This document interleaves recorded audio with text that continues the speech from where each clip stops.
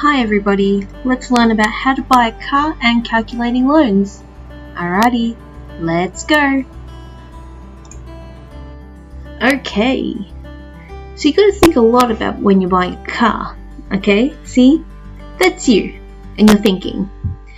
Now, when you want to get a car, the first thing you have to think about is, can I afford this?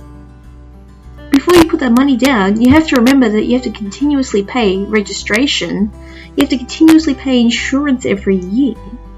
You've got repairs and services that come along, so make sure you don't crash. And there's petrol, and you've got toll charges. At the end of the day, you have to realize there is a lot of things to factor in before you've even made the purchase of the car. You have to think, will I have $0 left by the time I'm done? Because that's not what we want.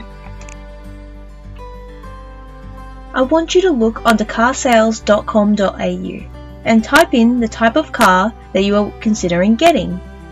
This should give you a rough estimate of how much you might need to save for your car. Is it affordable, or should you look for a different car? As you can see from my lovely example, that we are looking up a Ford Falcon. Now you can see that the first one we have is a 2005 BA Falcon.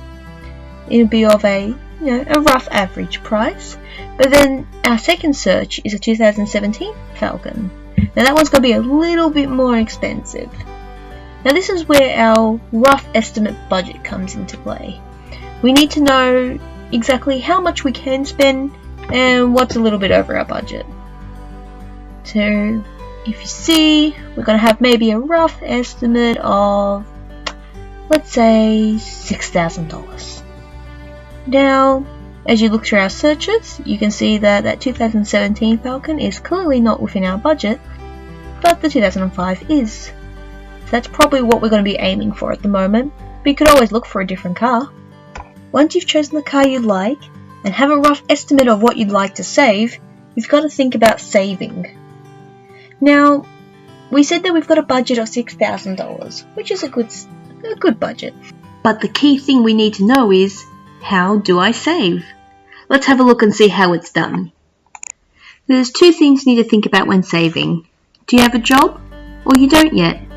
If you don't have a job, this is the best time to be putting out your resume and getting your name out there. A job will make it extremely more easier to save than without one. If you do have a job, you got to think about this. You need to start spending less. But we'll show you how to do that. I know it's hard, but we can help you. Now let me give you the golden rule of saving. If you don't need it, don't buy it. Need is the essentials for living. It's pretty simple when you think about it.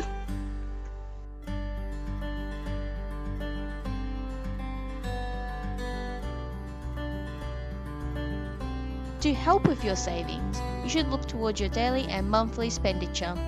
Do you have a Spotify subscription? If so, maybe it's time to cancel it and listen to those ads. Do you eat a lot of McDonald's or takeaway food? Maybe it's time to make your lunch and bring it to school. Do you enjoy a bit too much online shopping? Maybe it's time to start using what's in your wardrobe and not buying an outfit every time there's a different event. These are just small ways to think about your daily essentials that you actually need and things that you want.